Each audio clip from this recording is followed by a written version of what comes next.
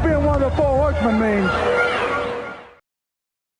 What's up, you pencil neck geeks? Welcome to the world famous Comedy Store. This is the Store Horseman podcast. This is the voice of the Darkitect coming right at you. To my left, the Woken Matt Edgar. What's up, dude? Well, I'm just hanging out, excited to hang out with you guys like I always am. Yeah. Don't know where Tony's at, don't know where Johnny's at, but I think this is a solid crew in our own right. Yeah, absolutely. It's really dark foundation heavy. It is Dark Foundation, and I like that Josh is in the room with us. We don't usually get that treat. You know, the Dark Foundation's taking over. The Golden Geniuses may have lost a couple brain cells. They're a little slow tonight. Not quite golden, more like bronze. Geniuses. Shameful bronze. Which is bronze is still good. No, it's not. It's definitely not good. Magnificent gold, outstanding silver, shameful bronze. Okay. That's how we do it. You know, you should, at least they placed. Yeah. No, if you get bronze, you should have just stayed home. That's right. That's right. Speaking of should have just stayed home, that was Jabroni Josh Martin speaking right there. Oh, hey, guys. It feels good to be on the other side of the glass. I look much better in the light. I don't know about that. I look great. And actually, I'm going to agree with them. It doesn't look good. Like, this lighting is definitely better than the lighting that we get him. Yes, inside. And the lighting will be great once Tony's doing this podcast with a paper bag on top of his head. There's been a wager. With 2 holes There's cut been a in. wager. Oh No mouth. Oh, yeah, what were the No stakes? mouth hole, Or what was just the 2 wager? eyes. He has Drew McIntyre defeating Brock Lesnar at WrestleMania. Oh, yeah, Tony that's right. says guarantees that's not going to happen. Yeah. Just as he's guaranteed that Roman Reigns ain't going to be the guy who takes on The Fiend, which I think he's also 100% wrong. He also guaranteed The Rock would show up multiple times. I mean, his guarantees mean nothing. I mean, he guaranteed that he was going to be here today. So who knows? At the end there, the evil genius Eddie Firth is in the building. What's up, man? Hey, Marks, how are you guys? You guys ready for some wrestling? Oh my God, It's gonna be fun.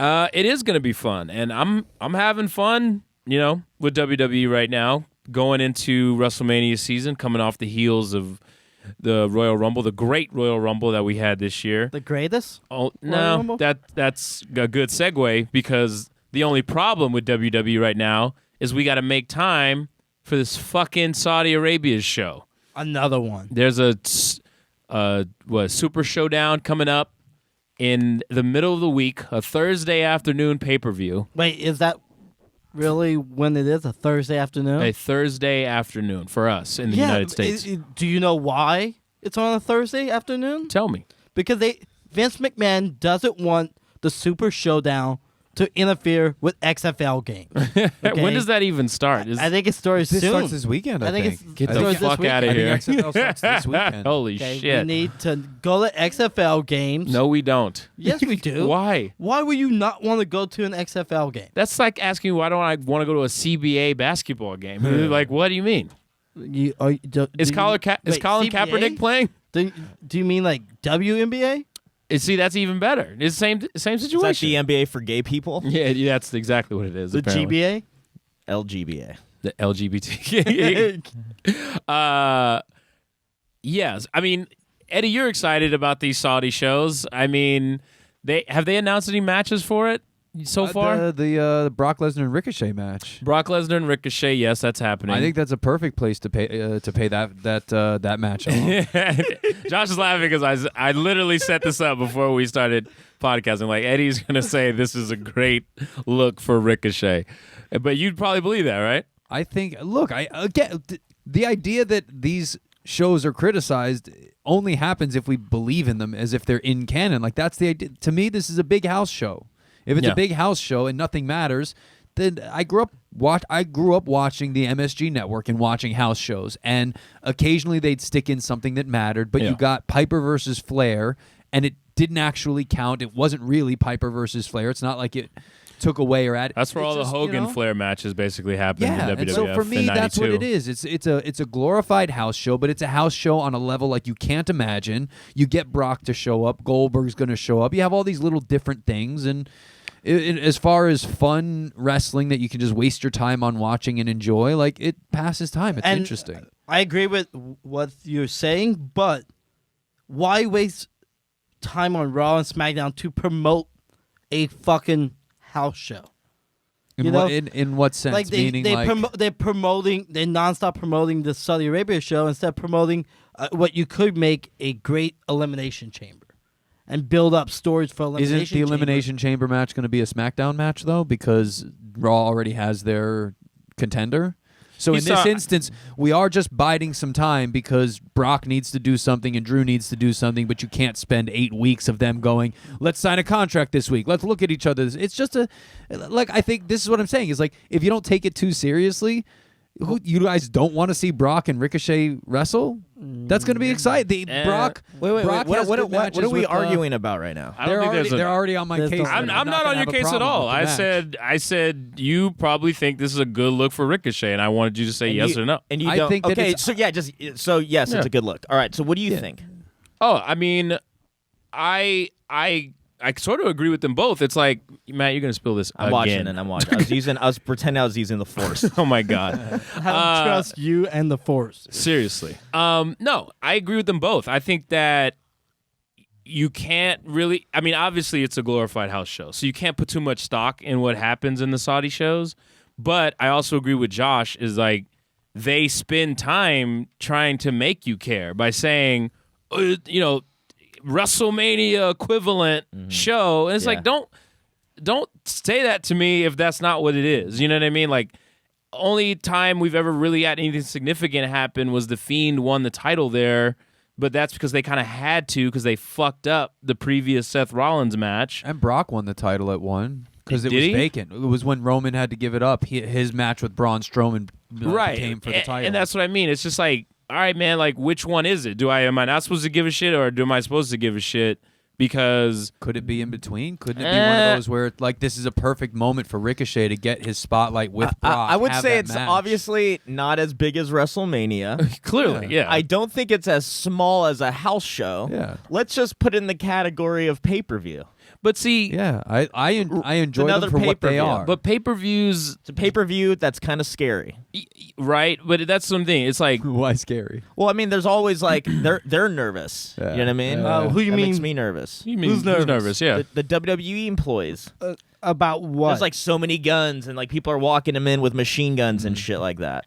From the talent standpoint, Yeah. I mean, Vince McMahon is just like, And then like those fuck guys, yeah, every time it happens. right. Even though they nobody wants it to happen more than Vince McMahon. Sure. I mean, it's part of their saving grace of their revenue stream. Like, it's just a fact that house show attendance is. They canceled a bunch of house shows over the course of this past week. They should keep doing that. The merchandise is down, ratings are down. It's just like, but they found a new revenue stream to sort of keep it afloat while the audience seems to shrink around them. But it's like, I'm just saying, from a creative television standpoint, it's just like, if I know that nothing really is going to happen, how can I get invested in it? But then every few seconds, I'm being told I need to be invested in it. That's my only thing with the Saudi shows, really, aside from the dubious morality working with the Saudis, but whatever. I mean, the U.S.'s money isn't clean, so it doesn't really matter. Everyone's money. And I don't think it's a spotlight really for Ricochet. I don't believe in you get people over and losing just because they lost to a star that's bigger than they are. There's zero story for Ricochet Brock. He won the match to get there. What if he almost beats him? But that's every Brock match with a smaller guy, isn't it? Yeah, I guess so. Like, I don't think Balor was made a bigger star because he almost caught Brock by surprise and won. Almost. You mean at Royal Rumble? Yeah, and then now he's back in NXT. You know what I mean? It's like, I don't think Ricochet is going to be a bigger star from this match. Maybe I'll be wrong, and they're like, oh, this is the guy who almost beat Brock, and they'll turn that into a thing. But I mean, are we going to be honest with ourselves and say that seems likely?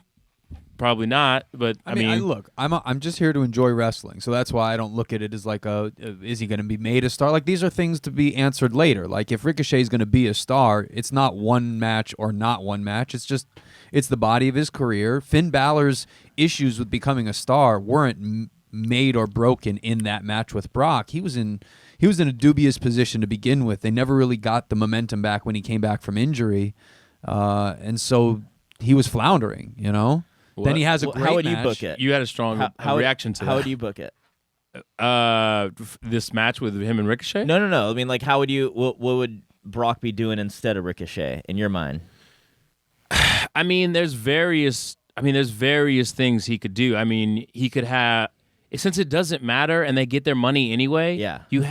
They've announced that Goldberg's coming back on Friday to make some sort of announcement. You could do that fucking match again. Nah. You could. I mean, what does it too change? Big. That's too big. But it doesn't change if it's anything. non-canon. Yeah, it doesn't and change anything. It doesn't change it, and then you can just easily have that But I match. think that's all the reason why it should be a match. It doesn't matter if Ricochet loses. But I think it Brock. does because it's, like I said, the product you're watching is telling you that it matters, and then it's televised. House shows on closed circuit TV on MSG channel in the 80s, like, yeah, who gives a fuck? But this is on the network being promoted. They set up a match on Raw to give him the shot at Brock, and then he cuts this. And I had more of a problem with Ricochet's promo where he's basically saying in the promo, I have no chance. I know that I'm not likely to ever be the champion. Someone like me, it's not likely to be the champion. It's like, what the son? Like, believe in yourself a little bit. Like, we talk about all the time, like WWE's issues with making new stars. When you're just reminding me over and over again that you're probably not gonna win, and you're more than likely not gonna, and that you're so small and so, in such an overwhelming situation, then if you just even if he won, it's like it seems like a fluke. You know what I mean? Like it doesn't even matter if he wins. You're setting him up for failure. Yeah. He was so special when he came to WWE. Everybody couldn't stop talking about how great he was on the indies and in Japan, and his work with Ospreay went viral. You know what I mean? All this stuff. He comes to NXT, he's a big deal. He's doing all this cool shit week in and week out. More viral shit when he does the front flip over the top rope and gets in Velveteen Dream's face. All this shit. I can't think of anything on the main roster he's done that's been like, oh yeah, that was just as cool. Yeah, but even the US I'm title so done with matches that where conversation because there's so many guys that Yeah, every that are one just of them dudes. pretty much, Just dudes. except for Drew McIntyre. Yeah. That's something that WWE is not very good at doing, is people coming from NXT to the main roster and like a smooth transition between the two brands. It's always like they come out swinging, and then they lose. Most of and them then they don't keep even come out losing. swinging, really. You had a huge, Okay, you had a huge deal of John Morrison coming back, and that's been nothing but just He's just bullshit. He's He's just like, there. He gets right back in. It's like Shelton Benjamin. It's like right back into where you were. Right. And it's I have to apologize. I didn't want this conversation to go in this direction, like, because we know this. We know that they have an issue building stars and all this.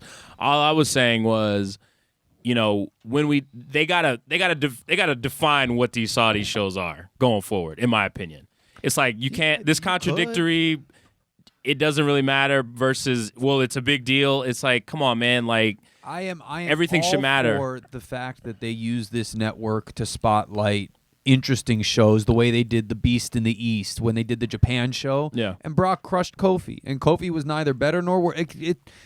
Again, you don't take it too seriously in the larger scale of things if you keep that 10,000-foot perspective. Like, these to me are interesting things to watch. That's why I'm like, oh yeah, Ricochet and Brock, that'll be interesting to watch. Anytime Brock shows up, I'm interested. And so if it's that, if it's that match, that's an interesting thing.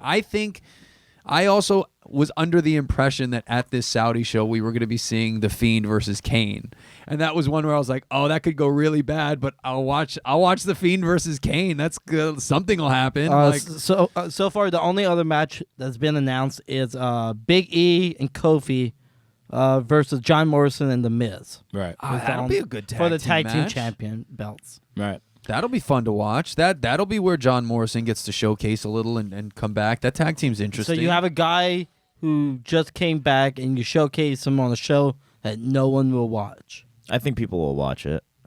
I mean, people are going to watch it. Here's why I love the Royal Rumble. That match has built-in stakes that match has built-in sense of urgency. It's hard to make the Royal Rumble match itself not matter. You know what I'm saying? Watching wrestling for the sake of watching wrestling, I think, is what like Cornette and Pritchard and a lot of other people have talked about as far as like AEW or the Indies, PWG, this kind of things where it's like, it's cool if you're there to sort of experience it, but if you're broadcasting and producing television that you're supposed to follow week in and week out, you can't just rely necessarily on just about any match could be interesting to watch, but if there's nothing behind it, it's just kind of like, well, okay. Like, it's like watching YouTube videos of a lightsaber fight that these two dudes made versus watching a Star Wars movie. It's two totally different things. Real question, though. Have you guys ever watched that series of videos where the guy made Superman fight the Hulk? And it's like his demo reel, and he can see him over the years. He has like 3 or 4 different versions of it, and they continue this fight between Superman and the Hulk. Yeah. It's fucking great. Have you guys watched it? It's fucking awesome. Oh, Matt, go look it up. It's fucking great. No, I pretend to have a girlfriend. Yeah, but that's the point I'm making. It's like these things all right, that's cool, but it's so fleeting. It's not memorable. It doesn't do anything for you after you've seen it. You know what I mean? Like, all right, I saw it. It's what now? You know what I mean? Like, it's not going to do anything for Brock or Ricochet, I don't feel like. But whatever. I mean, my opinions on the Saudi show have been consistent. I just don't give a shit. Also, I don't see the Saudi shows bringing in new subscribers to the network. You know, no one's getting the network so they can get the Super Showdown for free. So you guys just think they shouldn't broadcast it?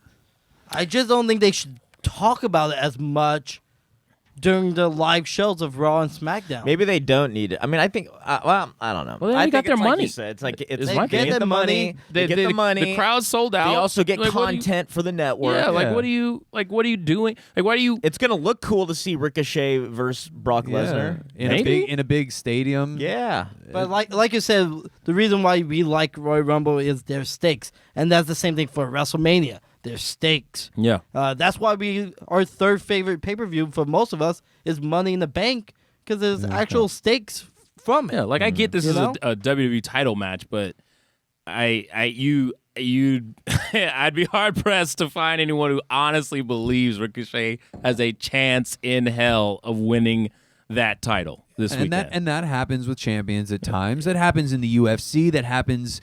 It happens in every sport where the number one team is facing a team that has no chance. Like it happens, so it's not unheard of. It's not unheard of.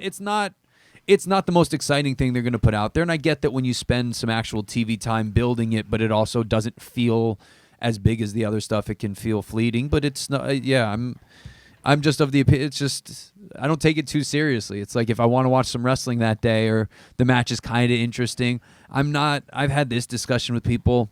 I'm a Shawn Michaels fan through and through. Like that's my guy deep down. I was not hurt by that match. I was kind of like, you know what? First off, he gets a good payday. He gets a good payday, man. And that if you make a living on your body and you get a chance to one more time get that payday out of it, good for him. And yeah, it wasn't the Heartbreak Kid of old, but God, like we saw him once. We saw him and that was it. And you could see it meant something to him, and then it screwed up the way the Goldberg Undertaker match screwed up. Like it means something to them. It's something. It's something. It's for them. Yeah, it's something. Then One of these days we are going to get waste Punk my and raw Stone time Cold with in it. there. You know what I'm saying? Well, they're gonna waste your time anyways. Yeah. Well, look, You got to kill again, some of to that me, time on Raw. again, though. to me, I'm always arguing from the perspective of what I'm seeing happen to WWE's audience. I'm gonna watch regardless. I'm in. I'm like, what do you mean? I'm gonna cover all this shit. I'm gonna watch all of it. I've watched main event sometimes, guys. You know what I'm saying? Like, what? I don't That's why even you're watch so I just like- angry. I You're just like- watching too much. No, I just like wrestling. I'm not the guy I'm necessarily arguing for. I'm just seeing what's happened to this business. And don't get me wrong, it's still a juggernaut, obviously.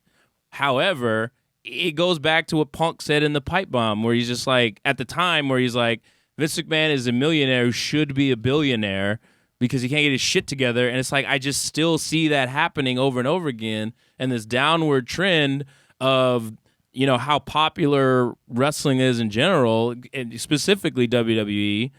And the audience is just in such a decline, and I hate that. I'm a big WWE fan. I want it to be as good as it can be. You know what I mean? And I just see these decisions get made where it's like when Conrad loses his mind on Bruce Pritchard on those podcasts, where it's just like Bruce is just defending a bad decision for no reason. It's just like, son, you can do anything. It's not real sports. You can do whatever you want. Those arguments happen, though, is because it is extremely easy in retrospect to look at a decision and think it was bad. But most times in a creative setting, when you make those decisions, you absolutely believe in them. That's what, like, it's not, no one sets out to make the bad decision. I agree with that. That's why I think Bruce is like, you got to understand, like, yeah, later on we can discuss ad nauseum why that didn't work well. But like at the time we thought it was going to hit, and it didn't. But sometimes you just got to ask, you just got to be real with yourself too. Like, they know that Ricochet's not gonna, you know what I'm saying? Like, they know that's going to happen. They know that. One of those moments where I wonder, like, I would be interested. I don't have enough friends with kids to ask them how kids are responding, because I always do think that pro wrestling is, especially WWE, is much more geared towards children. They try, and I wonder how kids are receiving the product, because if they're still if kids are viewing the kid show as it is, I gotta, like, that's where I would be interested to ask. Kids like seeing grown ass men eat dog food. Apparently, because that's very funny. As long as that feud is over. I mean, you know what I mean? Like, look, we could spend another 45 minutes about how shitty. I wonder what kind of brand of food it was? Pedigree. Really? You fucking Of course. idiot. And once again, I mean, this is just purely about the Shoddy show. I'm enjoying what WWE is doing on Raw. SmackDown, boy, is just tough. Just tough to watch. You can almost see Vince McMahon almost taking completely hands off with Raw, like he doesn't care. About Monday Night Raw. Just the way certain things happen, the way they introduced Angel Garza on Monday Night Raw, like that. I've seen that talent introduction 1,000 times on ECW television, where it's like, you don't know this person. Here's somebody hyping them up, walking up to the ring with no music. You know what I mean? Paul Heyman's done that 1,000 times. And it's just like, oh, yeah, see, Vince would probably just trot this fucker out. You know what I mean? He'd look like a big deal for 2 weeks, and then that'd be it. But no, they built-in story. All right, you hurt Andrade. I got a new dude. Not only do you know this motherfucker, he's your family member. You know what I mean? And, oh, by the way, he's got some charisma himself. And rather than them having a match, he puts his finisher over, which, you know what I mean? Which is something that we never get to see really anymore. People just, people's finishers almost don't even matter that much anymore. But, it's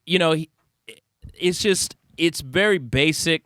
I don't think that it's as hard. I totally agree with you. I don't think people are like, we're about to make the shit. Except sometimes when some of that Lana Rusev stuff was made bad on purpose, for sure. Yeah, that was definitely one of those, like, ironic. The way I think that was approached similarly, like, not in the same way, but in the vein of, like, Broken Matt Hardy was made to be the B movie. Mm-hmm. Yeah. It was ironically bad. It was like, we're going to just make trash. We're going to make trash TV. Yeah. Something that's ironically bad, so it's the kitschiness of it that was attracting people. Because that, I think, actually worked in its favor of, like, oh, it's so bad it's good kind of moment. Because all we got out of it was a Ruby Riott return. Like, that was the big payoff. I will say I did hear rumors that Angel Garza is only stepping in for the month. Really? And that he's just going to be pushed back out when Andrade comes back Apparently, what I read is he will be going back from Raw to NXT. Yeah. And, It doesn't sound like it's what's going on with Andrade? I heard that it wasn't... He first he got suspended, but then I heard it wasn't like a wellness thing. That's Samoa Joe. Andrade definitely suspended for 30 days. For roids? I don't know what it is, but it's just a wellness violation. I read or something that said there's something funny about the Southern California water. Right. Oh yeah, So but it that might was be a somebody who spoke marijuana- out of it may turn, be a though. That was marijuana issue. weird. Yeah, Somebody and- said something they shouldn't have. And it was a good point too. I think that they made on the GP podcast was like maybe because XFL is debuting soon, WWE's got to look like they're tough on wellness and that whole shit. You know what I mean? So because I mean they're gonna be inexorably linked, the two products. So you have to say, no, we test everybody and we. Vince is like, you know, he's like basically tells Andrade, it's like, all right, just, you know, be cool for like a month. Yeah. He It's didn't all even. good. Don't worry about your. He's not even take the belt stripped of the off. belt. Yeah. We're gonna swipe you for another Mexican. They won't even notice. Yeah, right. It would come right back. That's why I was surprised they did that entire storyline of intro who the fuck Angel Garza was, because I figured they would just, hey, our fans are dumb. Yeah. They'll just see another But then Mexican is the same person. Rey They Mysterio won't gets fucking know. involved. They have a good match. It's almost like it's a pocket universe of lucha dudes. It does You feel know, weird like- to me whenever they decide that only people of the same race, when it's a out. minority, can fight with each other. Like when you see that there's only black guys and only the black guys can fight, and now it's all the Mexican guys and only they can be like, we can't have them fight anyone else. They've all got to. Always. Ray. Although I did hear that XFL is not banning marijuana from its substance policy. Great. Which was very different from the NFL. The XFL is like, yeah, you're good. Just Totally. It's like, just be they're chill. like, this is the XFL. Chill about it. Not in the locker room, guys. This ain't the NFL. Right. By the way, I'm going to love this entire Mexican feud if it ends in a Hell in a Cell. I love Mexican food. I'll love it if it's leading towards what, you know, according to the reports, was something that Rey Mysterio had pitched upon his return, which was a reformation of the He wants his LWO. reparations? Yeah, he wants his Mexican reparations. I believe I saw that on the side of a truck once. But yeah, he said wants the LWO. he wants an LWO. Oh, Him, God. Andrade, a bunch of dudes. the pumpkin head guy. You know what I comes mean? back. Oh, fucking A. Who was that? I don't know, but I always call him the pumpkin. Yeah, and everybody knows exactly who I'm talking For sure, about. but that was so weird. It's like There's El so- Dandy and Yeah, all these yeah. people. And the way that they like beat people in, that was like before LAX. Yeah. Like these Eddie Guerrero recruiting people was fucking great. Wait, who was that video that like WCW got mad at Bret Hart for because he was putting him over? It's like either El Dandy or I think it's El Dandy. Silver King. It's one of the two of them. And El Dandy. Bret keeps talking about what a great wrestler they are, and apparently Bischoff was like, "Why the fuck is he talking about El Dandy in this promo? Like, get him to stop." I would love that faction if they then started trying to recruit people who were not Mexican. Latino. Yeah, it was just like Right. anybody who was around. Like, don't you want to be involved in this? For sure. I think it was. I'm looking. I think It's it El was El Dandy. Dandy. I think it was I'm Cyclo. almost positive it's El Dandy because I can hear Bret Hart go, El Dandy.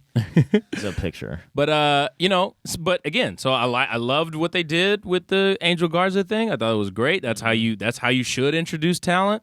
You know, if you're not so certain of his mic skills, you give him the mouthpiece to tell the narrative of what's going on. Yeah. Get it going. Thought that was great. And if he does go between Raw and NXT, more power to him. Speaking of going from Raw to NXT, the big story this week was, of course, last week rumored that Charlotte was going to show up on NXT. She did this evening show up on NXT, interrupting Bianca Belair, who felt slighted that she feels like a third wheel in this whole Rhea Ripley Charlotte situation. It's like, bitch, we got a match at Portland TakeOver, me and you, and I'm not to be overlooked.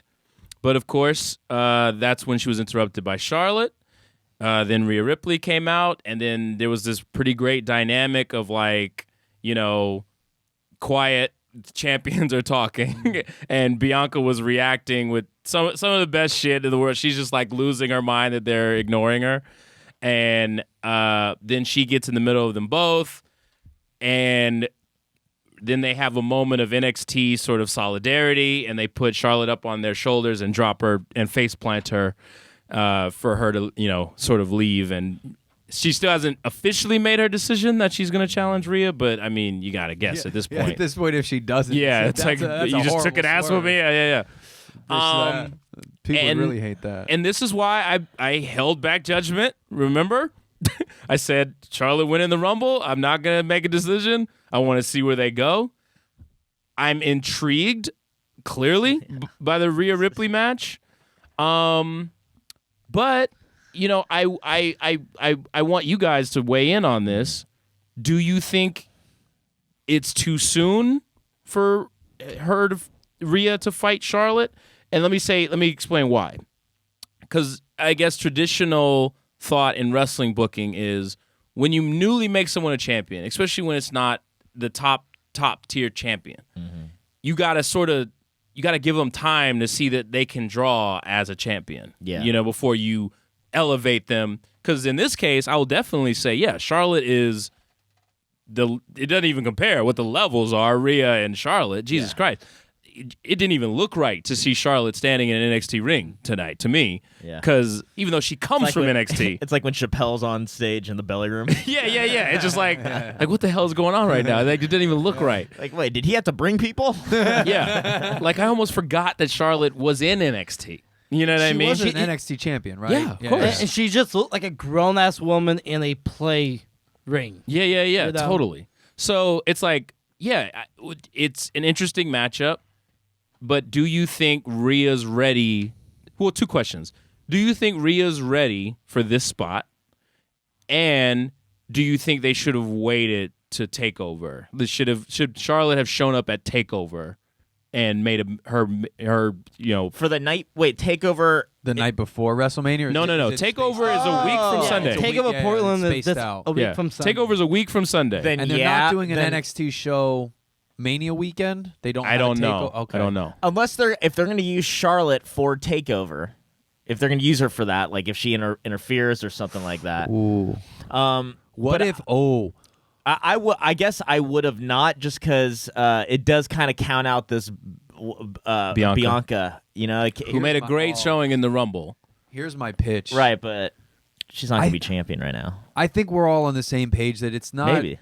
It's not like this isn't going to be interesting. It's not. It just feels a little off from the dynamics of it all. Yeah. What if, like, I guess you can't really do it as a Money in the Bank style cash in, but what if the night of TakeOver, Charlotte is there, and at the end of the match, she's like, well, I want my match now. She wins, and then it becomes Charlotte and Shayna Baszler at WrestleMania. No, because could you work that in? No, that's because a match I'd love to see. because the That's whole where it starts point- to feel like the strength. the whole point in Rumble is that you go to Mania. Oh, yeah, that's Yeah. fair. You know, I'm just it does feel a little like, and it's not that I don't think I think Rhea it's Ripley's after ready she beats or Rhea Bianca. Ripley. I think it's after Rhea Ripley beats Bianca. Charlotte comes out and says Yeah. officially. They could also Yeah, do yeah. a three-way at Mania with those three. It Could could be be. something like that. It doesn't feel No, I like think the it- match I- for Charlotte, I but think it'll it be goes. good. I Yeah. think it. Yeah, I think if they start building it, it could be good enough. I think Rhea Ripley's. I'm kind of at this point now where I'm done sitting on people that are hot. You know what I mean? Yeah. Like maybe, and this isn't like fake hot like Lacey Evans. This Right. is like actually this person we've known about this for a long time. The one now thing- for a few years. I mean, the people are with her. people are with her, You and know, she is yeah. that damn good. Yeah. I will also say that the NXT championship that Rhea Ripley holds is probably my favorite looking championship in the WWE right now. I like the look of that belt. I like that it's dual, like the dual plated, the gold with the silver letters on it. I think it's one of the nicest look. To me, that's what a championship belt looks like. So even as they stood across from each other, I was like, oh yeah, that is a belt. That is a championship. That's what you'd win. No, I think they should go back to the butterfly. that was The badass. Divas champ? I would've- the tramp stamp championship. I would have loved taking a page out of your book, Eddie, if Charlotte had challenged fucking Adam Cole. I'm telling you, I'd have loved to see I that. thought for a second they might go with that. Here's my Or question. or Andrade for the U.S. Championship. How do you book this? I put this up to our... How do you book TakeOver? Well, no, or- I put up to our fans on social media like what they thought about. Okay, like you said, the people are with Rhea, and she's on a hell of a run, but she Yeah. just got the title. Right. If I get to fantasy, Meanwhile, Charlotte is she's the top guy. yeah. So what do you do here? You know what I mean? What's the how do you make it so that it makes sense? Is it if it's I think it should be a thing where it either runs out of time Oh, there you go. That's good. or kind of like a no contest type situation, which is kind of weak. I think I'd say I love the time limit. time They limit. never do that where in she, WWE, though. Brilliant, she man. just I'm behind you couldn't, on that. and it's like Rhea Ripley could be down and out, man. Like she Yeah. wasn't gonna win anyways, but she survived just long enough. What if she And it doesn't could be give up it in could be the figure it could be eight? in the figure eight, Yeah. exactly. Ding, ding, ding, ding, and it's like confusion in the ring, and Yep. it's like quiet for a minute. You know what I mean? Like, Absolutely. They beg for the 5 more minutes and they don't get it. no. Ooh. Because I think Rhea Ripley should walk away with the title. Yeah, I don't think Charlotte can should sustain go back. the loss. I don't. I think it's a weird dynamic there. If it's like she wins and then she spends Because then 2 or you have 3 to months take for it off Charlotte. Yeah, Yeah. and From I an think NXT Charlotte. She's not going to be in NXT. Maybe. Well, maybe she is. I think you just kind of carry the momentum that they had Maybe from she is, Survivor man. Series, where Yeah. NXT felt on par with those brands, and Yeah. you just play it through, and Rhea Ripley wins. I love this. I know that they don't rely on time limits enough in WWE, but I think if you just it's a 30-minute time limit, they get to go the distance, Yeah. and Now, okay, how about this though? Do they announce the time limit leading up, or is it one of those things where you just hear it at the beginning of the match? Maybe they call it an Iron I Woman think there match. should be- They get the 60 woman spot, the 60 well, minute then, spot. but that's I feel like for they- Mania. That like might her be- dad. Yeah, but do you do that on a Mania where you gotta fill up this card? I don't know. Probably not. I mean, just if you go by history and the way they book the women's matches, they wouldn't do it. And in that they could do case- 30 minutes. But I would even say then that's definitely a lot for Rhea. And not to say she can't do it. She totally can. 23 years No, old? she totally can. But I'm just saying, like, giving her such a big spot on WrestleMania, Yeah. that's kind of a lot to give this. And I'm not But- gonna, when I say rookie, I don't mean Yeah. she's obviously Sure, a sure, vet sure. in her own right, but like, But this is her you first. got She's not even on the Charlotte. main Yeah, she's roster. in there with Charlotte, though. She's already in there with Charlotte. Yeah, That's what yeah. I'm saying. It's like I think at that point it's almost like enough of a. But then but I think the idea is Charlotte is going to be able to, because I'll stand by, like Charlotte and Ronda, their one-on-one match was one of Ronda's best. I think Charlotte is the kind of person who's going to lead someone to a great match, and I think the way you fit that 30 or 45-minute time limit in is at some point just referencing that in NXT. Championship matches have time limits. It's Yeah. something you can sneak in easily, and it feels separate enough that it's that real wrestling feel of like we Yeah. have time limits and stakes, and if you just slide it in there, because I don't think you should do it out of nowhere. I think out of nowhere we would Yeah. all as fans be And like, oh, so now randomly there's time. Yeah, Sure. and you can play You can into plant the the history seed. of her dad. I mean, Flair was known for the 60-minute Broadway matches, and she says that like, "Hey, you think you could fucking hang with me? Then let's Yeah. do it. Let's go. Let's see if you can go the fucking distance." Yeah. and she does.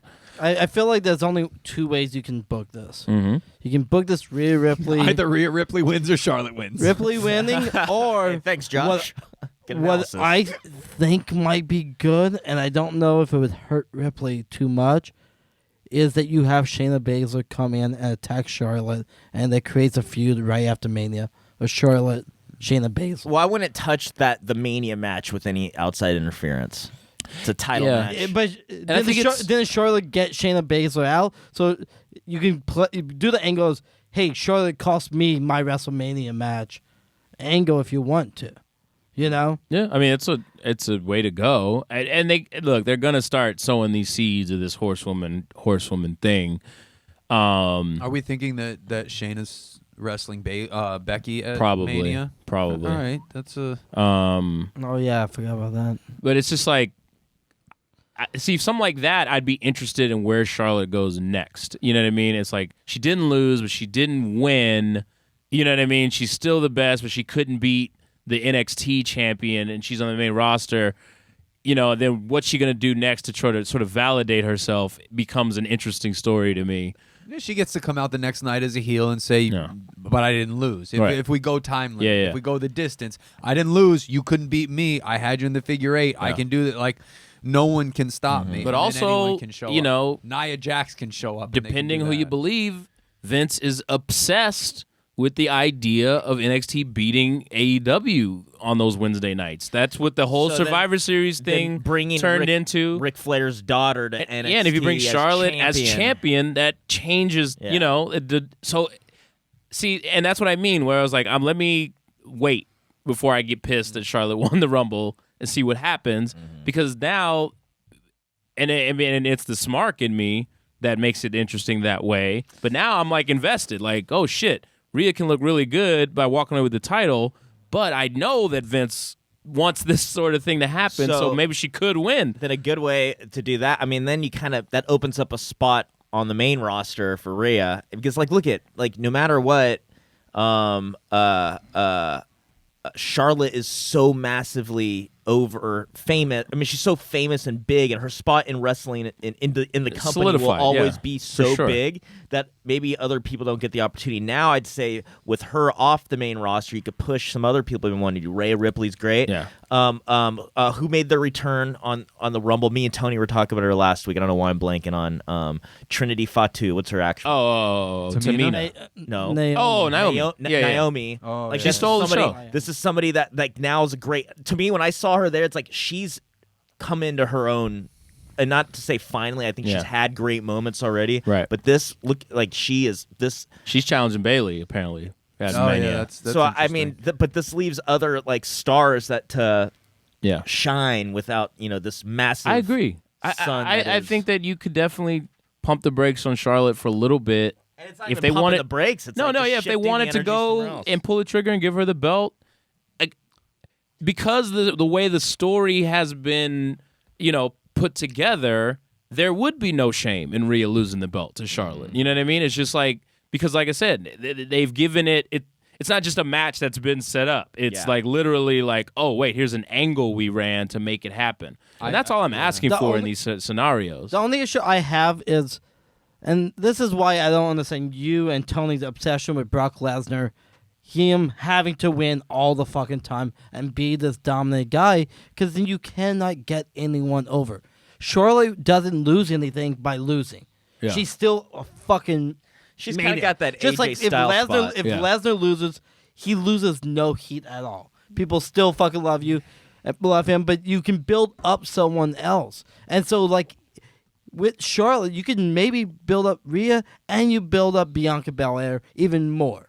I think And that could help fucking. It makes NXT Women's Division so much better. I think Brock is just the reason I look at Brock that way is I think he's one of those special cases. I think it's just different because you're talking about the legitimate background. I get that, but like for example, if Drew McIntyre beats him, you have potentially to elevate Drew McIntyre instead of burying Drew McIntyre. Yeah. If you had a real story for Ricochet against Brock Lesnar, when it you comes could potentially elevate Ricochet, not just bury Ricochet. When it comes to Charlotte, I think the other thing is whatever is coming out of WrestleMania for her is you're going to keep her away from Shayna Baszler for a while. Yeah. So however that works out, like that's where it's going, but that's not going to get addressed for a while. Yeah, We're going to have something else happen, and that's that next go around. I also do think that I would be interested, not right away, but in time, the final chapter of Becky and Charlotte with an Iron Woman match or a Hell in a Cell, like some other big thing for them to finally put the stamp on that, because they're similar to a Brett and Shawn to me, or a Stone Cold and The Rock, where you get a lot more out of that feud over time. I'm missing. What the fuck is where's Sasha? Why wasn't she in the Rumble? I don't know. What in the hell's going on there? Like, because I always put her as the other side of the coin to Charlotte. Yeah. Those matches where they kept trading the belt back and forth was just phenomenal. Okay, so I mean that's another way you could book it. Like, for the next few months, Charlotte's reigning supreme over at NXT, and nobody could beat her. Nobody in NXT could beat Charlotte. And that's when Sasha has made comments that she would love to go back to NXT for a small run. Right. And here's the thing: if she beats Charlotte for the NXT title, it's way easier to take it off Becky. Or I'm sorry, Rhea. No. It's way easier to take it off of Charlotte. No, dude. What are you talking about? Sorry. Naomi, No, Becky, Bailey. Yeah, Becky. I'm sorry. Wait, no. Just Sasha name everyone Banks. on the Sasha. roster. Yeah, Sasha. So, like, it's way easier to take it off her. Like, an NXT star could beat a Sasha Banks. And you thought you couldn't understand anything I I was like, we definitely went down a windy road. No, I fucked up because you said Becky Lynch, and in my head I saw Sasha Banks. Yes. But I mean Becky Lynch. Did I? No, Who the fuck? Here, what the have a fuck sip. am I- I don't know what's going on. I don't know what's No, going on. what I'm Clue what saying. you're talking Who about. did you say? Who did we just agree on is going to go back to NXT? Sasha Could be Banks. Sasha That's what I'm talking about. Sasha Banks. Yes. It's easier to take the belt off of Sasha Banks if she beats Charlotte Oh, later. so yeah, Right. here, let me translate from what an Matt's NXT. saying. Yes. wrestler. Charlotte beats Rhea Ripley for the title, is in NXT. Sasha comes in, beats Charlotte for the belt for NXT, and now Sasha can lose the NXT title. It looks good because Charlotte loses to Sasha and doesn't lose anything. Yeah. And Sasha can get beat much easier than Charlotte Yeah. in NXT. But the That- issue yes. is, There you go. but the issue is that you lose Rhea Ripley. You can lose Right. by fucking burying Right. Bianca Belair. There's a lot Right. more damage you can have by having the title in Charlotte. It depends. What I really think it is how much WWE wants to stick it to AEW. Yeah. I think that's But honestly the. I think that, but also it's what I was saying about Drew McIntyre last episode. We got time to see how it develops. I think whether or not Drew beats Brock at Mania is going to be completely based on how he handles this spot in the upcoming How do months. you like the build so far, especially with the last 2 weeks, this thing with Mojo? Well, it's what I was saying before the Rumble. He's got the Claymore over. Yeah. Huge. The Claymore is over. And he's showing a lot of personality on the mic. The people still seem to be with him. But there's an angle that needs to happen that makes the crowd just ravenous for him to have the belt. There's would you do? What would still you do? something missing. Because what it makes me think of is the match Daniel Bryan and Roman Reigns had at Fastlane, leading into Roman's match. Were we where there?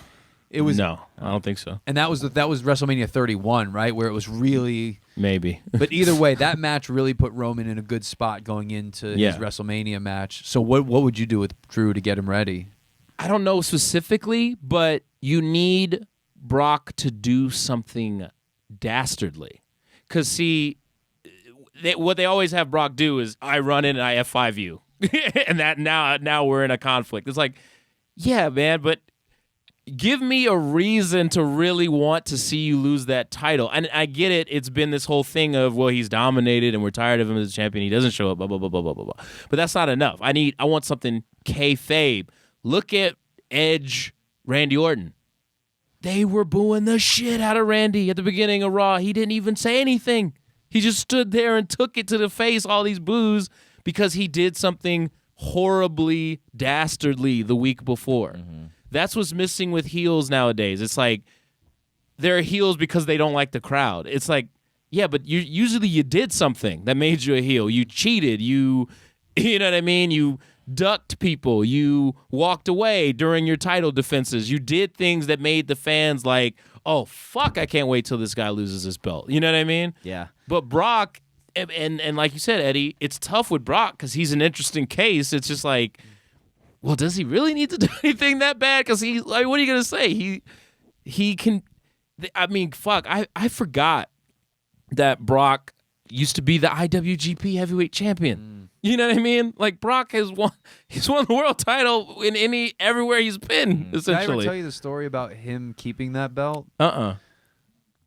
I'll say names in this one because if this person wants to come at me, then we can go over his Facebook and Instagram and Twitter account, and he and I can talk about it. Oh, my.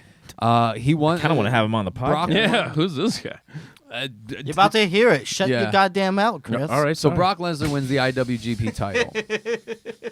Yeah. He has. I don't think we can allow Josh in the studio anymore. I have too much confidence. It's You ain't going lying. through my It's head. too much Red Bull. That's all. It's like Too much Red Bull, too much camera. confidence. My dick is hard as fuck right now. I can feel it. Damn, I Josh. Definitely can't feel it. Yeah. So Brock wins the IWGP title. Yeah. He has some sort of contractual or actual disagreement with New Japan. He's back home in the States, and he has the belt with him. And New Japan is like, all right, cool, we'll just dissolve what we're doing, but we're going to need the belt back, Mr. Lesnar. But they have nobody in the States to do it. So Dave Marquez from Championship Wrestling and now NWA Power. Sure. Marquez is friends with everybody in New Japan. He's tasked with going to Minnesota to get the belt back from Brock Lesnar. Dear God. So Marquez shows up in Minnesota, and there's a runaround about where to meet. He goes to Brock Lesnar's house. He knocks on the door. He goes, Mr. Lesnar, I'm going to need the belt back. And he goes, what are you talking about? Which belt? He goes, oh, you know, I'm gonna need the championship belt back. And Brock's like, oh, the one with my name on it? That's mine. Thank you. Shuts the door. Yeah. Marquez leaves. The next day he comes back in. I think it took him 2 or 3 trips. Finally, he gave it back. But Lesnar refused to give the IWGP belt back to Dave Marquez to bring out to New Japan. He held on to it. So technically, he's still a champion, isn't he? That is a surly man. It's just like you don't want to cross him. It's like Curtis Axel is still technically in the Royal Rumble. By the way, since we've been doing a lot of fancy bookings, so on the 20th of February, there's rumors that Velveteen Dream is returning. Yeah. What would you do with Velveteen Dream? Would you go Keith Lee Velveteen for the U.S. Championship? Nah, man. Keith needs a solid run with this title. I'm very excited about him going up against Dominik Dijakovic because, I mean, they've had nothing but great matches together building up to this. And I always loved that in wrestling feuds where it's like these two guys go at it a bunch of times. That you think the feud's over, then one of them wins a title, and then it's like, oh, wait, naturally this dude who's been step in step with me is going to get the first shot, and you're going to really do something special. Like, you know, now they might be given a whole lot of time on TakeOver. You know, TakeOver is only usually 4 or 5 matches. Yeah. And so fucking Keith Lee versus Dijakovic for 25, 30 minutes Yeah. is going to be fucking insane. Yeah. And so it's like after that, I wouldn't want Dream to just come in and because, you know, you all Dream is probably the best. And I know what this sounds like, audience and everyone in this room. Dream is like their Undertaker. He's the character guy in NXT. You know what I mean? He's the gimmick guy. Yeah.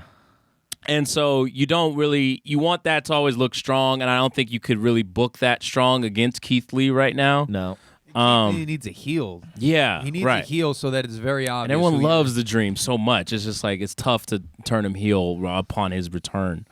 I mean, you can always put Dream in. I mean, who put Dream out? Who injured him? Was it the Undisputed? Because it's always easy to plug him in up against Undisputed. Has he had an NXT title match? He was not a world title match. He was the U.S. champion for the North American champion. Cole. Is that? Yeah. I mean, I think it makes I know sense. Finn Balor and Tommaso Ciampa are all in the running, but Well, Dream and Adam Cole at WrestleMania weekend for the NXT title. I think those guys are moving on.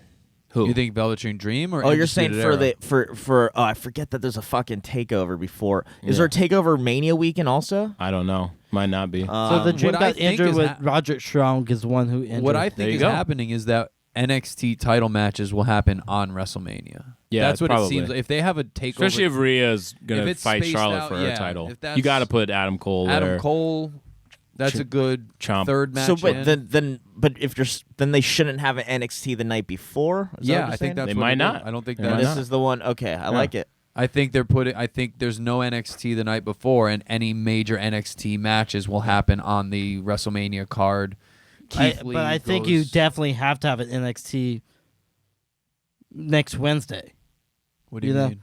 You have to have an NXT before the takeover. Yeah, they're going to. There's no. Yeah, Okay, we're not I thought you were it's saying there on wasn't TV. going to No, be there's an no. What we're I'm- saying is, yeah. I'm speculating that there won't be an NXT pay-per-view event the night before WrestleMania, okay, I'm like sorry, I they got normally do. confused. Yeah. That they'll just blend the. There'll probably matches be into some weird WrestleMania. tournament or something that they do like to do sometimes. That I the day really before. think Matt Riddle should have that North American title at some point. It's I think that funny- looked good on him. you brought up Matt Riddle because everyone, well, he's in this tag team with Pete Dunne, which I am loving. by Yeah, the way. there's that. But a lot of people are hoping that that's who Goldberg calls out on Friday, and we finally get this Riddle Goldberg situation, and Yeah, that's but- the Saudi match. But he's since it's he's sort got of weirdly so much heat, he's going to be squashed, and that's Yeah. the one thing. Like, and I don't think it's going to hurt Riddle in any major way, but it is a weird. Like, No, I I think think this that is gonna does be his hurt him, punishment. man. I think this is his I think if he punishment. loses to Goldberg, it hurts him because But I think it's his punishment. He's got a lot of backstage heat right now. And Yeah, if that's, supposedly. And if this is how it's going to go, like this is his Triple H losing to Henry O. Godwin in a slot and the match. Ultimate Warrior squash at Mania 12. You know, yeah. this is that Triple H. would imagine, pulled Matt Riddle aside and said, "Look, man, this is your moment. You're gonna have to. This is what I was told. You're gonna have to eat shit and like the taste. Right. And if you can make it through the next year, Isn't you're that- gonna be fine on the other side." Isn't that so insane that if Triple H hadn't taken part Yeah. in the goddamn No curtain Stone call, Cold. we wouldn't have got Stone Cold Steve I Austin. know. I think about it a lot. That is so crazy. Although my theory is always that somebody like that was gonna find the crack anyway. It wouldn't have happened the same way. Yeah, but that's what I'm saying. No, but Would we have had Austin 316? No, you wouldn't have had that. had that. Yeah. Yeah, you wouldn't. It wouldn't have been the It wouldn't thing. have been the It wouldn't same have been the thing. same. It So would not have been the crazy. same. Because So it was crazy to think all. about. It's like butterfly effect. Yeah, totally. The shirt would have said that's the bottom line instead. Maybe, You but know? the 316 thing kind of kicked off the entire persona. For sure. Although Once if he you did go- that, that's when he found his voice. He's like, Although oh, I if could you do look this all the back time. on it, it wasn't immediate. It wasn't immediate. That's the weirdest part. People Like, forget that Yeah. people act like it was the 316 promo And then the title match Shirts with and Shawn. Target. It wasn't. Yeah, it was like no. It was that he still had to get his neck broken by Owen Hart. There was a Yeah. whole bunch of shit that had to happen. Right. the Wait, did Survi- Owen yeah. Hart break someone's neck? The Yeah. Survivor Series Steve match Austin's. with Bret Yeah, that Hart. pile driver. And his own. Karma's a bitch. Oh Oh, God. that's so mean. Yeah, that Karma is. No. I was gonna make a joke about Awesome Kong, but who do you want? Who do you want Goldberg to fight at Super Showdown? I mean, well, Because I'll tell you what. Another dirt sheet thing that I heard was that Sting was backstage at the Rumble because he's been in talks because they really want him to do something, and he said himself that he would come back for an Undertaker match. But apparently, what was being pushed was him and Goldberg in Saudi. But apparently, the Sting talks have cooled down quite a bit because they might be saving something for Mania, which could be our Sting Undertaker situation. Which I don't know if I don't know. they're gonna need an actual Undertaker. Yeah, but you know what? And I'm going to be fair for a second. And I think I did say this on the podcast. Before they got hurt, there was a fun match happening between Goldberg and The Undertaker, I thought. yeah, Before they got hurt, then it's like, yeah, this is fucking terrible. But, you know, the first few minutes were like, okay, this is fine. No, I just Everything's think it's okay. so bad when it's so bad. You have to just stop wrestling at some point. Yeah. But If Again. if Riddle's not taking his punishment in Yeah. Saudi Arabia, then Yeah, I'm who gonna is go it? with the guy that I always say can take this spot, which is Baron Corbin. yeah. He comes out, he calls out Baron Corbin. Yeah. Corbin, I would even say Corbin can heel out and like leave the ring the way Kevin Owens did in his Goldberg match. Like really try to stall, then spear jackhammer Right, and you go home. right. Like if there's my faith in Baron Corbin to play that mid-level heel, the guy right before the title and he'll get into that in and out title picture, but with this King Corbin stuff, Yeah. you put him in there, he gets squashed. I think that's the moment where you're like, you're no worse for it. Just the way he got his shit handed to him by The Rock, and Right. he was better off in that segment. You know, Totally. he looked great. So I think that's where I'd I'm like not to see mad at that at all. I'm I'd not like mad to at see that that at one. all. I'm not, and I don't see it fits with Corbin's whole thing. If he gets squashed by Gold, he doesn't lose anything. He doesn't lose any heat. It's the He same comes shit. back the next week and he's like, it doesn't matter, I'm the king. Yeah, He yeah, lies about exactly, it. exactly. It didn't happen. You guys are blind, but whatever. Right. That'd be the one. I'd be almost more interested in that than Riddle, just because then I'm like, I don't want to see a guy get punished. I don't want to see him get buried in the But Where do you go? Riddle's gonna have to pay some comeuppance in the It was an back. interesting moment on Raw. An interesting thing in general, I think, that they're doing with him, with Kevin Owens. Yeah. 2 weeks in a row now, they've played this sort of like miracle worker who can stand up to these crazy odds type thing. Yeah. And then they did the weird keep the camera on him after the match thing. Yeah. And he stands up slowly and he's getting a fucking standing ovation from the crowd. And they stayed on it. It didn't just cut to the next segment or go to commercial or anything after because the match was concluded. And I'm just like, why are they doing that? Where? Because the natural feud would be him and Seth Rollins, right? But Seth doesn't have a singles title. He's a tag team champion. Yeah. So where the fuck are you going with Kevin Owens? Where's that going? Shit. I'm sure they'll lump him into some. It could also just be Vince is known for liking to hold. Yeah. You know, like especially in the backstage segments, he loves to hold the camera way too long, and maybe he just happened to do it on the in the ring in the arena, Yeah. and if it's there, it really stands out as something unique. That's one of the guys when we talk about the booking not working for somebody. That's one of the guys I'm sad because I think he has so much more. It's legitimately great. And he's everything that he does, he makes really good, even when it shouldn't necessarily be good. Yeah. I think he could be in the title picture so easily. Him and I'd Samoa love to Joe. see that. It's like Yeah. 1A, 1 and 1A of the two guys. This is like just fucking So is it let Joe- them run with it. Is it You know Joe what I and mean? Rollins? I mean, is it Joe and Owens versus Rollins and Murphy for those tag belts? At Mania? Perhaps. Yeah. Perhaps. It's not going to be a bad match. Just nope, definitely know? not. What are you gonna say, Josh? Like, I feel like Kevin Owens is the closest we have to Chris Jericho in that he can take anything and make it work. Yeah. Jericho was very good at taking weird shit that shouldn't work Yeah. and work. And I think Kevin Owens is a younger guy who can do that. Speaking of Chris Jericho, how about that article you showed me before we started podcasting, where Jericho, when he had Hall and Nash on his podcast, Yeah, I believe so. and they were, the live one about the NWO? Yeah, NWO Yeah. one. It was on the cruise show. I just listened to it the other day. yeah, and he talks about Booker, how Hall, Bischoff. Yeah, and he was talking about how he didn't sign with AEW because he's like, this rebel who wanted to do something different and blah, blah, blah. He did it because he told Vince he had an offer, and Vince was like, yeah, go ahead. Go get the money. Go do it. And it was a money offer. But then when he did it, Vince asked him if he had signed, and he said yes. And he goes, well, can you get out of it? Because I still want to use you for stuff. And Jericho's like, you told me to fucking sign the like, what do you like? And that's crazy. Like, what AEW, what if Vince didn't push him away at all and just brought him in earlier, would AEW be a thing at all? Just another chapter of the insanity that's running WWE. I listened to it. I love it. It was one of those comments I don't think carried as much weight as to write the entire history of it. Yeah. Like, I think, because what it sounded like was more, they had a conversation. I also do think Jericho wanted to do this one way or the other. Like, I think if you look at his body of work and the way he's always approached it and the fact that he's doing the New Japan stuff and then these guys, there's this opportunity for him to do something new and cool and punk rock and different.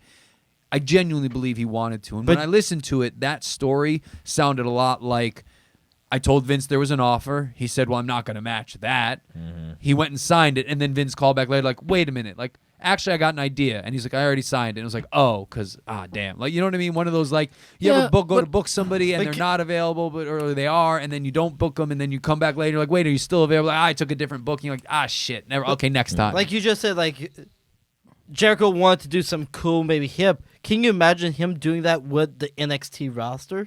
Well, and see, going to NXT and really be the main Yeah. guy I'm to glad you help said that. develop talent in NXT. I'm glad you said that you would because- get a much better result than what you have in AEW. Because I sort of believe Jericho when he says he didn't necessarily want to go to AEW, because I think it's consistent with what has happened since he did the New Japan thing. Because, I mean, it was reported that he had pitched to Vince, hey, I'm the IWGP Intercontinental Champion. Let me fight the Intercontinental Champion. And let's do an Intercontinental Champion versus Intercontinental Champion. And Vince vetoed it. Then he wanted to have the NXT guys on the cruise. And they vetoed it and said, no, that's not going to happen. So it's almost like he was like, well, shit, look, what else am I going to do? You know what I mean? They're offering me this money. I'm going to be the top guy. I'm going to be the champion. Like, let's do it. And also, it's exciting. There's some different shit to do. And, it happened that way. I just think it's just like, it's like I do believe Vince is a genius, but it's like the Mitzi Shore thing. It's like there's genius and there's getting lucky a shit ton of times. You know what I mean? Also, I think his genius is in promotion, not booking. That's Yeah. when you listen to the Bruce and the JR podcast, that's what I really take away from it, is Right. that Vince's genius is not in writing the stories, it's in promoting. That's why I am the way I am, because I grew up on Vince McMahon. And Vince McMahon is, I'm promoting the big match. I'm promoting a main event. Right. I don't care you guys figure out how we get there and why, but Hogan and Macho Man are the two biggest stars we have. Let's make them fight, because I can promote the shit out of that. Right. Hogan and Andre, I can promote the shit out of that. Rock and Austin, I can promote the shit out of that. Yeah. He is his mastermind isn't necessarily in the minutia and the detail of, make sure you give I this think look that's to the fair. crowd. But that's not 100% true because without him being involved in the creative, you wouldn't get those moments of Vince and Stone Cold. I think that's what Eddie's I saying, think- though. I think that he's saying Vince is good at looking at the pieces and saying, and filtering, all this creative ideas that are being thrown at him. He's good at, how do I filter this into the biggest thing possible? And then you know how what I do mean? take that big thing and expand it into toys and T-shirts and Right. pay-per-views and I was just movies. I was showing my girlfriend Steve Austin's documentary on the network last night. Yeah. And literally, like, this sort of thing came up where it was like, Sean Austin was a big deal. Sean Austin Tyson, much bigger deal. Yeah. You know what I mean? And that's what Vince is great at. Like, oh wait, I could take this thing and I can make it huge.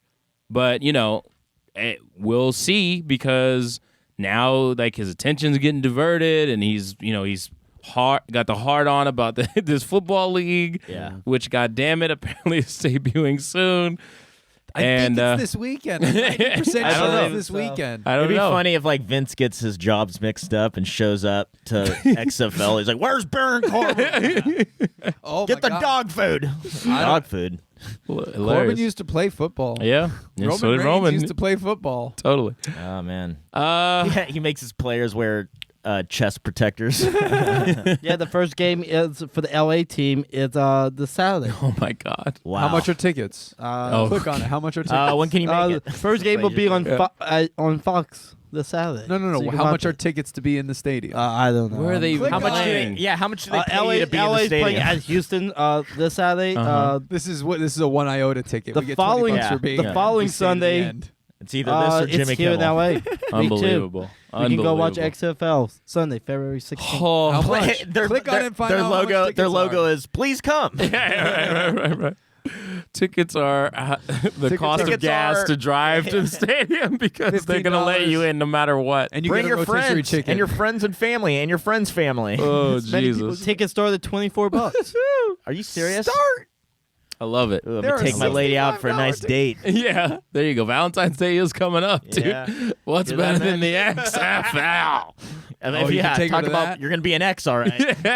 Or you're gonna take her to Sonic the Hedgehog No, Valentine's Day. I actually want to weekend. see that fucking You movie. you can get 50 on the 50-yard line, decent, really good seats for $75. There you go. God, They'll that's let too you much. play That's for 70 $100. right. We got a jersey for you. God damn it. I'm sorry, it's If you said- row V, $77 a ticket. If you said 45 for those tickets, I'd have been like, I might. Lord might have for mercy. 45. on the I could- 50-yard line, that's yeah, not bad. I could do They that. call tackles spears. Yeah. Well, there you have it, folks. Fuck. XFL forever. In the meantime, where can they find you, Matt? At the Hollywood Improv on Valentine's Day. Speaking of which, Valentine's Day, if you want to do something with your lady, gentleman, or alone, or just friends, come to the Comedy Store. I'm sorry, the Improv. Comedy Improv. Or if you want to go to the Comedy Store, I'm sure they have a good show going there too. But I'll be at the Improv that day. All right. Joshy? Next week I'll be in multiple cities in Wisconsin with Pauly Shore, Milwaukee, Green Bay, Oshkosh, and Madison. Are you doing comedy? Yeah, I'm doing stand up. Yeah. Fuck yeah. And at Josh Martin Comic on all the things. And I feel like this podcast stays more positive without a certain genius here. It's a lot of positivity tonight. That's Yeah, I it. guess That's what we're so. striving for. Eddie? This Friday, February 7th at 7 p.m., I'm on Butt Dial Comedy Game Show, where we do comedy, and then we're going to call people on Skype and give them relationship advice, which I am wholly unqualified to give. Yeah. Are you gonna Skype Matt? How to slowly move out of the house with your girlfriend. How to awkwardly end a Steal it, relationship, or date a married woman. I've done that. All right, first you have to set out a move out date, And then you actually have to stick to it. Anyways, which is the hardest part. then next Tuesday night, February 11th, I'm on the Roast Battle pre-show. February 26th, where it's Historical Roast Black History Month here at the Comedy Store. And then February 28th and 29th, I'm doing a really special show over at Beetle House with fire dancers. We're working out the details. I'm going to be playing Freddy Krueger and hosting a show and doing comedy and roasting. And then there's Fire Dancers. So check that out at Beetle House. There you go. I'm producing a show February 28th.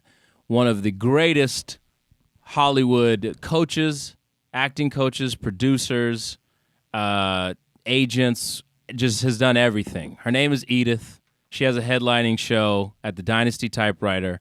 More details to come on my social media, which is at Chris_please on all the things. Check it out. Coming soon, February 28th, Dynasty Typewriter. It's going to be awesome. She's going to be giving acting lessons and career advice to some very special guests. It's going to be unbelievable. First time ever, one night only. Don't miss it. And never forget, Store Horseman are your hookup. Holla if you hear us.